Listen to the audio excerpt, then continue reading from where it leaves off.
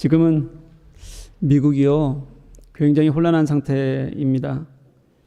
미국 경찰 한 사람이 플로이드죠 라는 흑인을 무릎으로 목을 누르고 8분 정도요, 결국은 그래서 사망에 이르게 한 사건 때문에 전국적으로 시위가 일어나고 있습니다.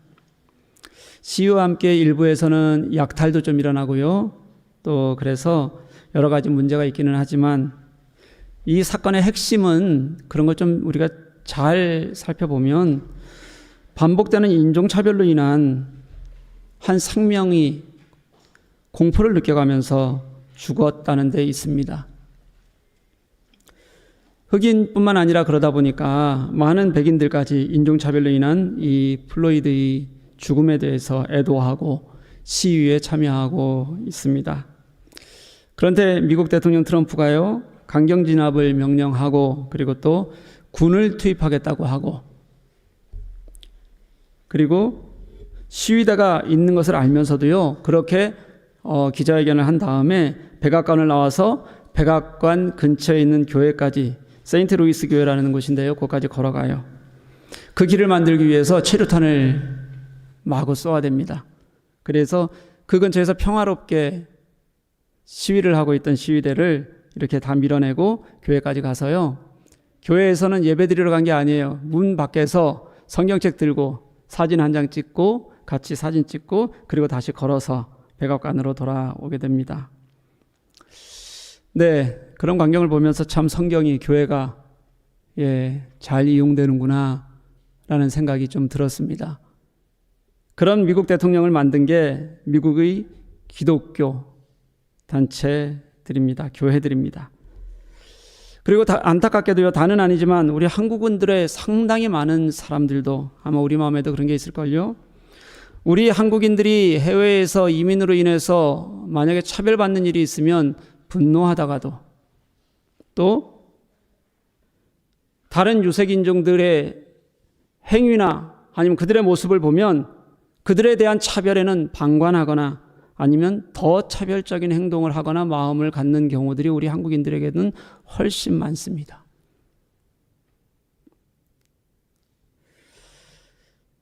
언제부터 우리 그리스도인이라고 다를까요? 그리스도인들 속에서도 우리도 얘기하다 보면 그런 일들이 그냥 불쑥불쑥 이렇게 튀어나와요. 그리스도인들이 그리고 교회가 사회적 약자를 향해서 마음을 열고 진심으로 그들을 품고 돕지 않는 한 교회에서 하는 모든 이야기들은 사실은 도구마일 가능성이 큽니다. 성경만 들고 흔들면 되는 것처럼 착각하는 거예요.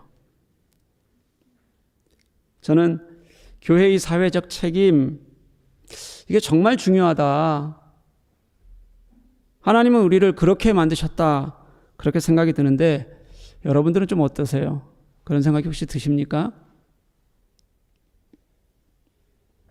이제 본문으로 한번 들어가 볼게요. 지난주에 교회의 생명력에 대해서 같이 한번 이야기를 나눴습니다. 예수님께서 살아있는 돌이 되셨고 그 살아있는 돌이 우리를 서로 잇대어 짓게 하는 모퉁이 돌이 되셨어요.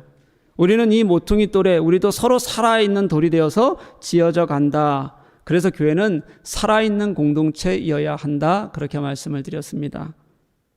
교회는 죽어 있으면 안 되는 겁니다. 죽은 것처럼 보이면 무조건 안 되는 겁니다. 살아있는 것이 밖에도 보여지고 그리고 살아있는 것이 하나님의 영광을 돌릴 수 있을 때 그걸 뭐라고 얘기하냐면 교회의 공교회성, 그렇게 얘기하는 거예요. 우리끼리 모여있는 거 말고요. 교회는 공교회적으로 만들어졌다. 제가 지난주에 그렇게 말씀을 드렸잖아요. 혹시 기억나요? 그랬더니 또 금요일날 목사님 강의하실 때도 그런 얘기 썼죠. 교회는 아닌가? 토요일날 쓰셨나요? 네, 토요일날 아침에 교회는 공교회적 성격을 가지고 있다. 여러분, 그렇게 교회는 살아있으면서 공교회적 성격을 가져야 되는데요. 오늘 본문은 그럼 그렇게 세워진 교회가 어떤 역할을 해야 되는지에 대해서 말씀을 하고 있는 본문이에요. 오늘 본문들, 그리고 이게 우리가 다 읽진 않았는데 지난주 읽은 본문까지 합쳐보면요, 이 핵심 두 가지를 얘기하는데, 하나는, 한 핵심은 뭐냐면 택하다, 부르다라는 단어 속에 들어가 있어요. 택하다, 부르다. 또 하나의 단어는 뭐냐면 제사장이라는 단어. 그 본문 속에 중요한 두 가지 핵심으로 교회의 역할을 설명해 주고 있습니다. 4절부터 10절까지 쭉 여러분 나중에 한번 읽어보십시오. 읽어보면 택하다라는 단어하고요, 또 본문상으로는 유사한 의미를 가지는 불러내다라는 말까지 합치면 그 단어가 몇 번이 나오냐면 4번이 나와요. 하나님께서 예수님을 택하셨다는 말씀도 있고요, 하나님께서 우리를 택하셨다는 말씀도 거기에는 들어가 있습니다. 성경에서 이 택하다라고 말씀하시면요, 이거는 전적인 하나님의 주권, 이렇게 생각하시면 됩니다. 택하신 주체가 하나님이셔서 다른 것은 거기에 끼어들 여지가 없는 겁니다. 우리는 구원을 이렇게 설명하는 거예요. 이게 구원이에요. 우리가 구원을 얻은 것은요, 이미 우리를 아셨더니요. 우리를 아신다는 것을 성경에서는 뭐라고 표현하시냐면요, 창세전서부터 나를 택하셨다. 모태 전에 나를 아셨다. 모태에서 나를 만드셨다. 모태에서부터 내 이름을 불러주셨다.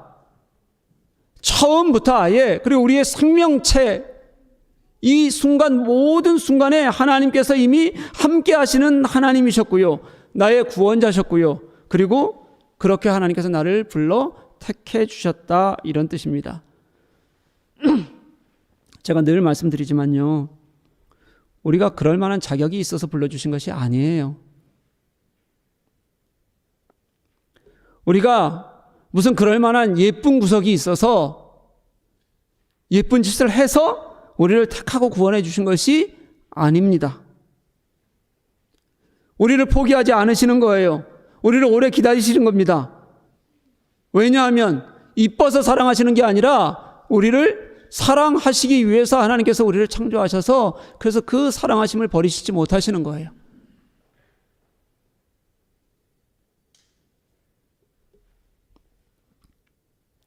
우리를 위한 구원에 대한 성부 하나님의 일하심, 성자 예수님의 일하심, 그리고 성령님, 이 삼위 하나님의 모든 역사가 우리의 구원하심에 단 한순간도 빠지지 않고 계속 진행되고 있는 거예요. 그걸 베드로는 뭐라고 말씀하시냐면 곧 하나님의 미리 아심을 따라, 이렇게 말씀하세요. 여기서도 아셨다고 그러잖아요. 그리고 성령이 거룩하게 하심으로 순종함과, 이렇게 얘기해요. 성령께서 우리를 당신 앞에서 거룩하게 하셨고요, 그리고 예수 그리스도의 핏부림을 얻기 위하여 택하심을 받은 자, 이게 베드로전서 1장 앞부분에 나오는 말씀이에요. 하나님께서 미리 아신 자들을요, 거룩하게 하기 위해서 예수 그리스도의 십자가로 우리를 불러내 주셨다. 택한 자들을 주님께서 불러주셨다. 이게 우리의 구원이라고 성경은 아주 못을 받고 있습니다. 다른 방법은, 구원의 방법이 없습니다, 여러분.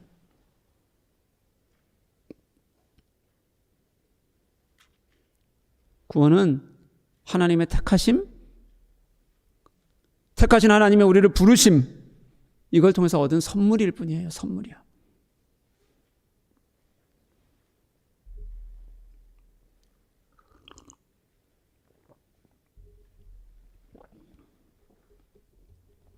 그러니까 그게 은혜라고 얘기하는 겁니다.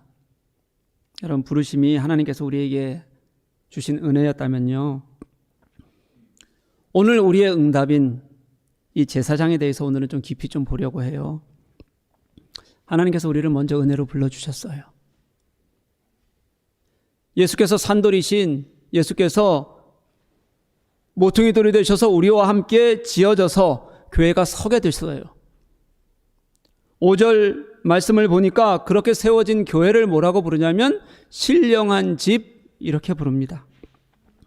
5절 하반절 말씀을 보면요, 신령한 집이 지어지는 이유에 대해서 너무도 명확하게 우리들에게 설명해 주고 있습니다. 그 이유는 뭐냐면 이 집이 제사하는 집이라는 거예요. 예배하는 집이라는 겁니다. 교회는요, 하나님을 예배하는 공동체로 만들어져 있다는 뜻입니다. 하나님께서 인간을 처음 만드실 때의 목적이 그겁니다. 하나님은 우리와 만나 교제하기를 원하셨는데 그 교제의 첫 출발이 뭐냐면 우리가 하나님을 예배하는 거예요. 그래서 우리의 이 교제가 가능하게 하는 것, 이 예배를 드리게 하기 위해서 하나님께서는 신령한 집으로 우리를 지어주셨다. 그렇게 사도 베드로는 우리들에게 설명하고 있는 거예요. 교회는 여러분 예배 공동체입니다. 예배하는 공동체예요.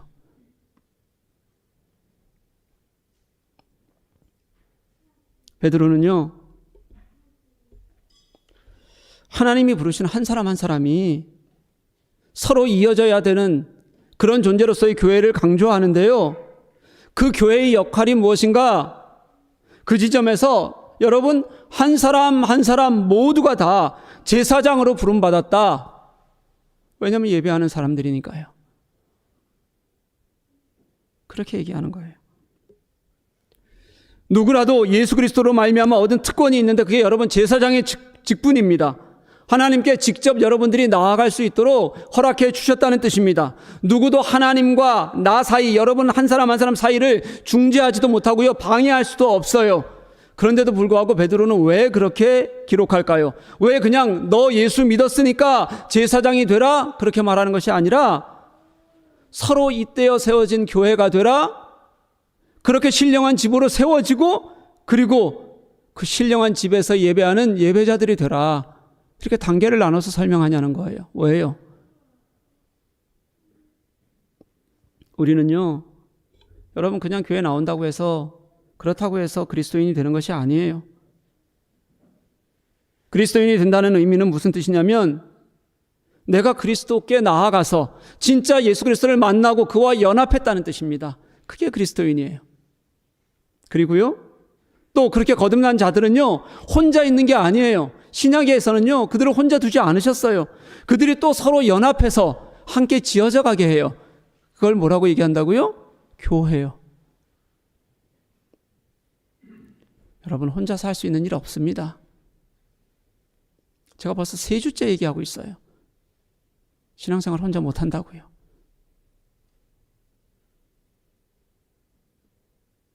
그렇게 모이게 되는데, 그렇게 모인 그런 교회가 가장 먼저 해야 될 일이 예배다.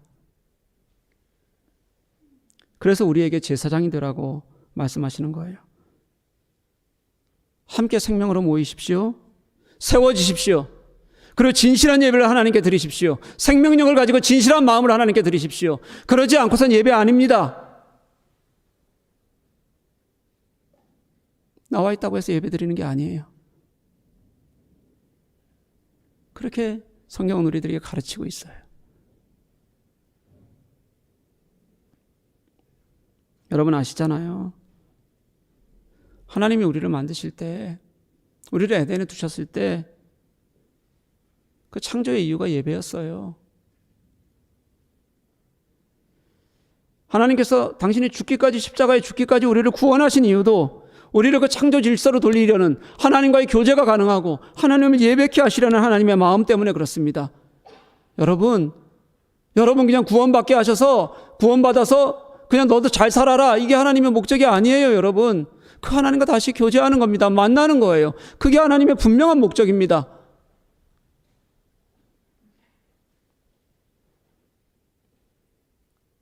그 하나님께 우리가 응답하는 첫 번째 길이 바로 예배예요. 그 하나님께 응답하는. 그러니 여러분, 예배는 진실해야 합니다. 여러분 이곳에 나와 있으면서, 또 가정에 있으면서 할 거 다 하면서 딴 생각해가면서 하나님께 내 마음 없이 그렇게 예배하는 거 하나님이 받으실 리가 없습니다. 그 관계를 원하시는 게 아니니까요.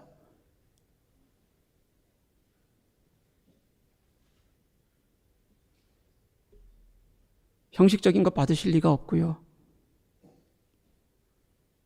그냥 앉아있다고 해서 예배 아니고요.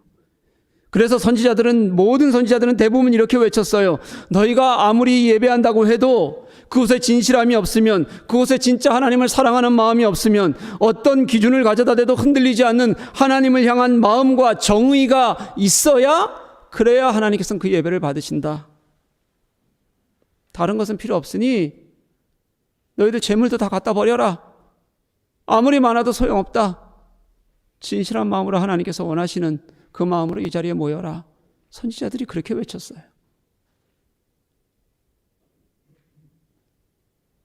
예수님도 사마리아 여인과의 말씀을 같이 나누는 대화 중에서 요한복음 4장 23절에 이렇게 말씀하십니다. 영과 진리로 예배할 때가 올 것이다. 그때가 지금이다. 아버지는 그런 영과 진리로 예배하는 자를 찾으신다.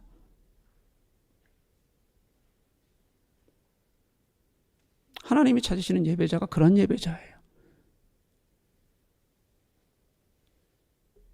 여러분, 진정한 예배는요, 내가 하나님을, 지금 예배하는 동안 내가 하나님을 어떻게 진짜 나의 모든 무릎을 꿇고 나의 이마를 땅에 대고 그분의 발 밑에 엎드려 당신을 정말 존중하는가, 그렇게 주님을 대하는가, 거기에서 이미 결정이 돼요. 그 시간 계시는 하나님이 전부여야, 그래야 예배가 됩니다.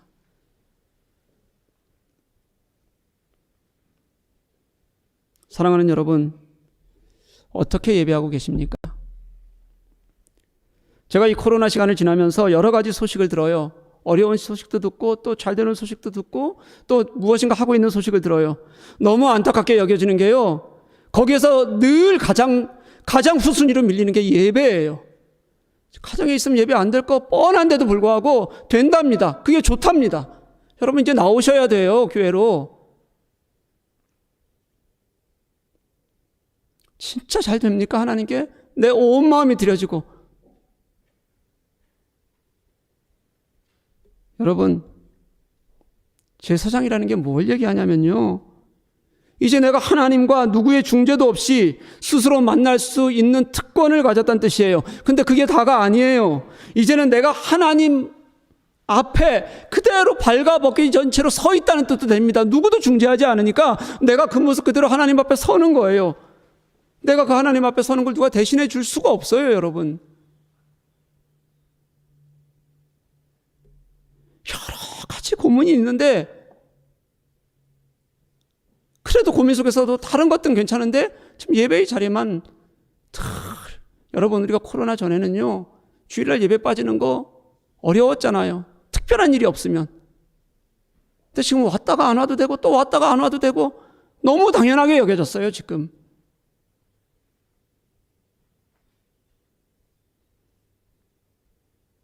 여러분, 하나님 앞에 여러분 개인적으로 쓰는 게 어떤 상황에서 감춰지지 않습니다.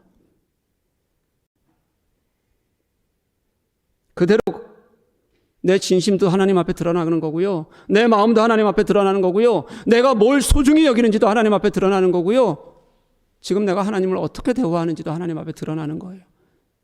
그게 제사장이에요. 어떻습니까? 여러분, 예배하십시다. 저는 이 코로나 이후에 가장 큰 염려가 교회에 있다면 뭐 아무것도 안 해도 괜찮아요. 행사 못 해도 괜찮습니다. 우리 올 행사 이제 8월 말까지 해서 우리 교회에서 했던 유일한 게 지금 분리개척 선교 컨퍼런스예요. 못 모여서 못하고 앞으로도 아무것도 못해요. 괜찮아요. 근데 가장 큰 문제는 예배가 무너지고 있는 겁니다. 이 시간 온 세계가 벌벌 떠는 이런 사건을 통해서 하나님은, 당신은 무엇을 원하실까? 하나님께 우리의 마음을, 우리의 생각을, 당신의 뜻을 물을 겨를도 없이 그냥 예배가 무너지고 공동체가 무너지고 그게 이미 익숙해지고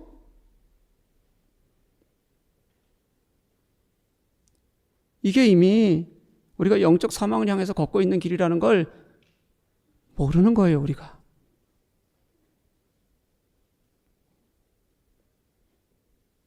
그게 저는 가장 염려가 돼요.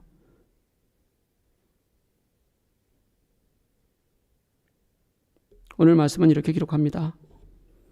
하나님이 기쁘게 받으실 신령한 제사를 드릴 거룩한 제사장이 될지니라. 여러분, 우리의 모습을 진짜 하나님이 기뻐하시겠습니까? 기뻐하시겠습니까? 신령한 제사, 온전히 성령께서 사로잡는 예배 우리가 드리고 있습니까? 거룩한 제사장, 하나님 앞에 섰을 때 당신은 깨끗함으로 나를 비추실 때 주님 제가 여기 있습니다라고 얘기할 수 있는 제사장의 모습이 우리에게 있습니까?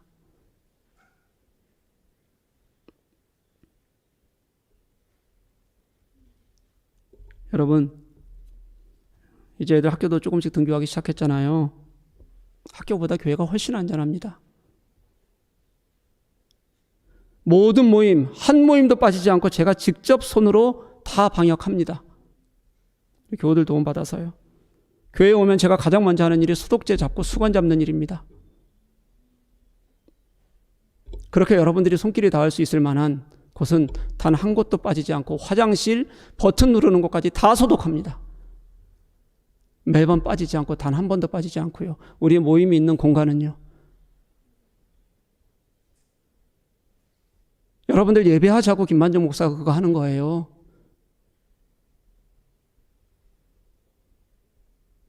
아무도 안 도울 때 혼자 나와서라도 그거 하는 겁니다. 우리 모여서 예배하자고요. 혹시 여러분들이 불편할까 봐 느슨해지지 않으려고 최선을 다해서 하는 거예요. 여러분 같이 예배하자고요.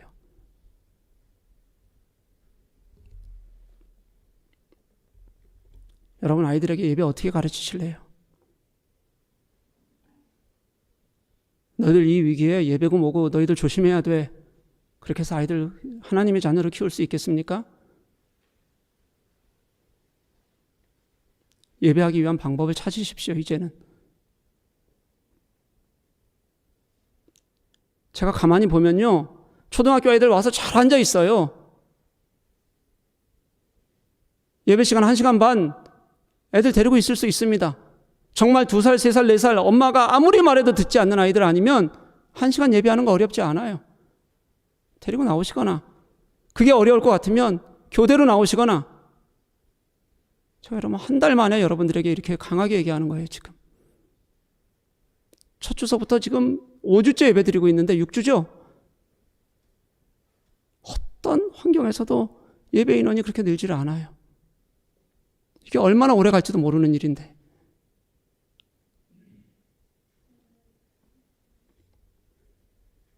여러분, 내가 얼마나 진실하게 주님 앞에 서 있는지 보면 알아요. 그게 이곳이든 가정이든요. 내가 그 시간에 얼마나 진심으로 하나님께 다른 거에 방해받지 않고 하나님을 예배하고 있는지 보면 알아요, 여러분.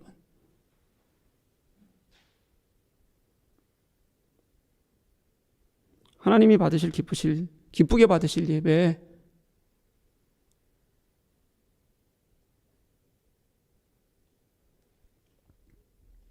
그래야 예배예요, 여러분. 12시에 여기 모여있고 2시에 다시 오후에 모여있고 12시에 온라인으로 앉아있고 그게 예배가 아니고요. 9절로 넘어가면요. 우리가 5절에서 보았던 제사장의 모습을요. 구약에서 하나님의 백성들을 어떻게 부르셨는지를 하나하나 이렇게 단어를 좀 써서 강화시켜 주는 거예요. 여기 나오는 4가지 자녀들을 부르는 게 구약에서 사용했던 단어들인데요. 그 구약에서 사용했던 단어들을 가지고 이게 하나님께서 불러 모아주신 백성이구나 라는 것을 보여줍니다. 그리고 그 다음으로는요. 그 그리스도인들이 그럼 어떻게 이 사회에서는 살아야 될지 사회적 역할로까지 확대되고 있어요. 여기에 나오는 4가지가 택하다 부르다 그래서 제사장으로 예배하게 하신다는 의미까지 다 들어있는 거라면요. 9장 하반절 말씀은요. 그렇게 제사장으로 불려진 그리스도인들의 사회적 역할에 대해서 설명하고 있습니다. 여러분, 교회는요. 절대로요. 하나님을 향한 절대적 예배, 진짜 예배와 또 이 교회가 서서 사회 속에서 공교회로 드러나야 될 이 사회적 역할을 분리해낼 수가 없습니다. 그걸 분리한다는 얘기는 무슨 뜻이냐면요. 주님이 이 땅에 오셔서 죽으시고 복음의 온전한 전진 기주로 우리 교회를 세워주셨다는 것을 부정한다는 뜻이 돼요. 그러니까 이것을 분리해서는 그거는 진짜 교회의 모습을 제대로 알고 있는 것이 아닙니다. 5절 말씀에 나오는 예수 그리스도로 말미암아 하나님이 기쁘게 받으실 예배하고요. 그리고 9절에 나오는 너희를 불러내신 자의 아름다운 덕을 선전하게 하려 함이라는 이 두 가지 표현은요, 모두 다 하나님께 영광을 돌리는 것으로 그렇게 나타납니다. 예배도 하나님께 영광 돌리는 거고요. 우리가 어떻게 해서든지 하나님의 아름다운 덕을 선포하는 것도 하나님께 영광을 돌리는 것으로 그렇게 나타나게 돼요. 그래서 여러분, 교회의 목적은요, 하나님을 예배하는 것이고요. 그리고 거기에 그치는 것이 아니라 그 교회가 예배하는 사람들이 내가 하나님의 영광을 노래하니까 그 영광이 당연히 밖에서도 드러나야지, 삶으로 선포해야지, 그리고 하나님이 보여져야지 하는 마음을 갖게 되는 게 그게 교회 공동체라는 거예요.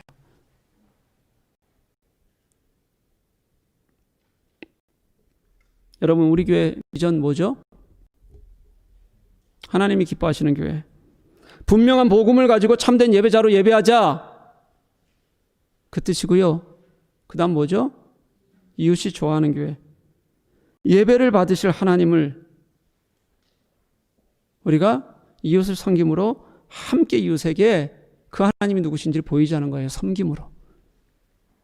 그 하나님이 누구신지를.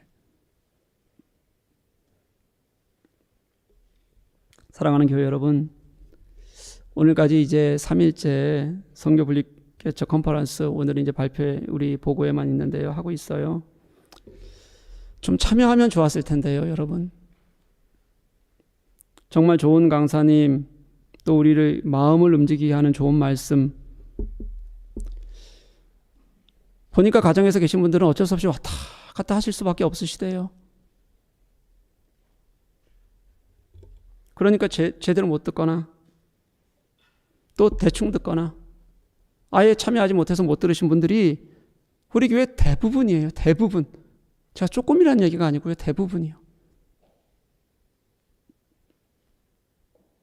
정말 좋은 목사님들 제가 모셔서 같이, 그분들이 그냥 목사가 아니라 헌신적으로 우리가 했던 이 분립개척을 미리 앞서서 미리 하셨던 그분들, 건강한 교회를 위한 그분들의 생각과 말을 좀 듣자고 그렇게 모셔놓고, 제가 한편으로는 되게 부끄럽기도 하고요. 한편으로는 안타깝기도 하고요. 제가 얼마나 많이 여러분들, 우리가 2박 3일 수련회 하는 마음으로 좀 온전히 좀 참여합시다. 여기 많이 못 모이니까 가정에서라도 그렇게 합시다.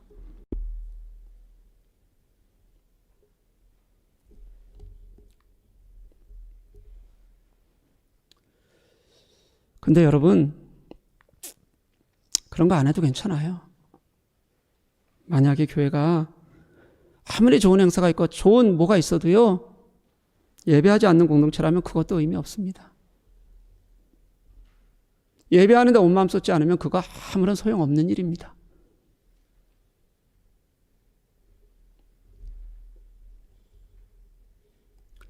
내가 예배하는 하나님이 참 하나님이시고 그 하나님이 내 영광 받으셔야 될 하나님이고 우리가 정말 주님 앞에 높여야 될 하나님인 줄 알아야 그 하나님의 영광도 선포하고 싶은 거죠. 안 그러는데 어떻게 그 영광이 선포하고 싶겠어요? 그 하나님의 사랑을 알리고 싶겠어요? 그럴 리가 없잖아요.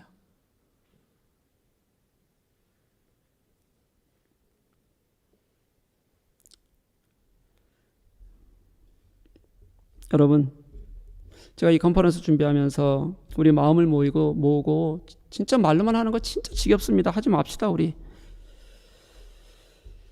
헌신하는 마음으로 좀 우리 섬기고 진짜 잘 돕는 일에 우리 함께 마음 나눕시다. 그렇게 말씀드렸잖아요. 간절히 부탁했습니다. 저도 한다고, 저도 빠짐없이 하고 가능하면 넘치도록 하려고 한다. 제가 저 알리려고 그 말 했겠습니까? 나 부끄러운데도 불구하고 어떻게 표현할 방법이 없으니까, 그러니 우리 진짜 마음 모으는 일에 좀 함께 애써서 좀 정말 통 크게 우리 진짜 누군가 좀 도와보자, 이런 마음이었어요. 여러분, 결과가 어떨 것 같으세요?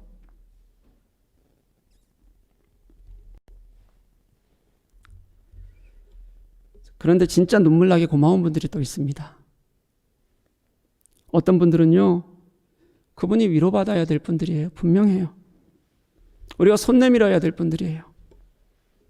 그런데 그런 분들이 기꺼이 그것도 넘치게 참여를 하는 거예요. 그런 분들이. 속이 상해 죽겠어요. 그런 분들은 좀 안 했으면 좋겠어요. 근데 귀한 마음을 하는데 울컥해요, 목회자가.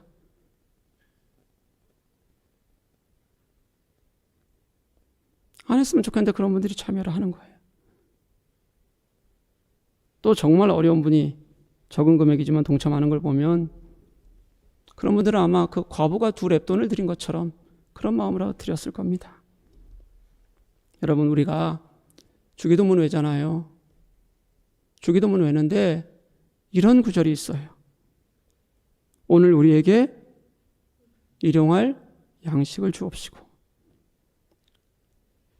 여러분, 진짜 수많은 사람들이 일용할 양식을 위해서 기도합니다. 그건 일용할 양식은 뭐냐면요, 내가 오늘 먹을 게 없으면 굶는 거예요. 그게 일용할 양식을 위한 기도입니다. 그리고 그걸 얻었을 때 감사해야 하고 행복해야 합니다. 그런데 그 기도를 수없이 외는 우리 그리스도인들이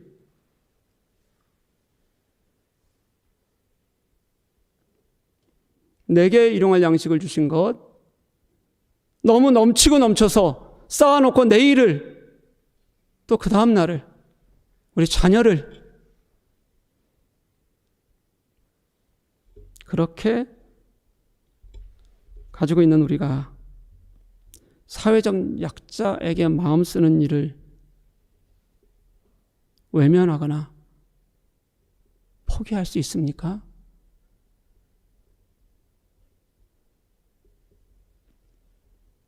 어려운 교회 돕자고 했잖아요. 임원회에서 10교회 선정해서 돕자 그렇게 결정이 됐어요. 그렇게 해서 도왔습니다.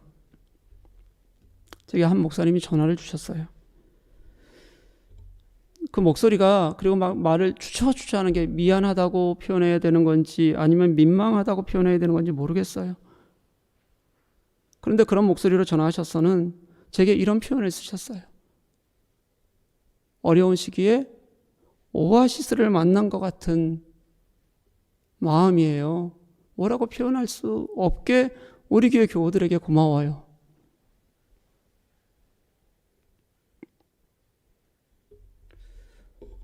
제가 너무 마음이 아팠습니다.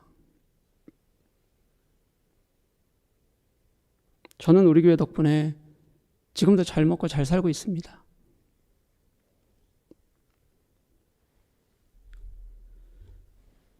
한 목사님이 지금 건강이 너무 안 좋으셔서 아주 힘들어요. 그런데 형편상, 그 형편이란 건 금전적인 형편입니다. 쉴 수가 없어요. 제가 너무 안타까워서 그랬습니다. 목사님, 저 한 주만 설교로 그 교회 불러주십시오. 제가 한번 가겠습니다. 그리고 제가 가는 주에 목사님, 제가 쉴 곳 좀 찾아드릴 테니까 목사님 사모님 한 주만이라도 제가 쉴 곳 정해놓아서 보내드릴 테니까 좀 다녀오십시오.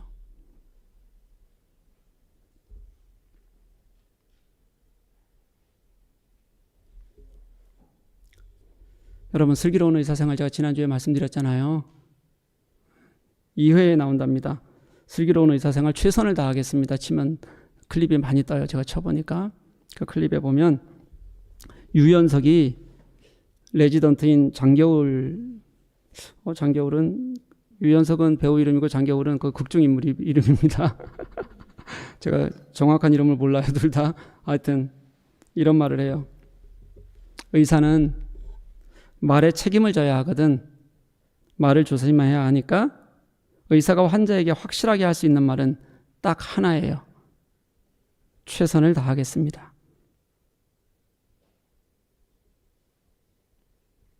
여러분, 우리 그리스도인의 최선은 무엇일까요? 우리 그리스도인의 책임은 또 무엇일까요?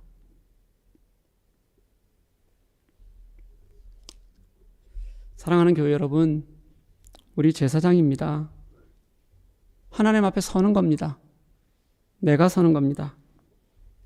나를 세우고 내 마음을 하나님 앞에 그대로 보이는 것이고, 하나님은 그 내 삶을 보십니다. 하나님 앞에 그대로 나만 비추어진 것처럼 그렇게 서면 완벽하진 않아도 그래도 제가 주님, 진실하게 주님 앞에 그렇게 서 있습니다. 고백할 수 있었으면 좋겠어요.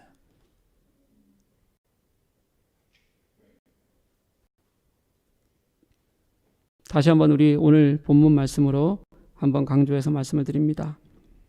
우리 교우 한 분 한 분이 예수 그리스도로 말미암아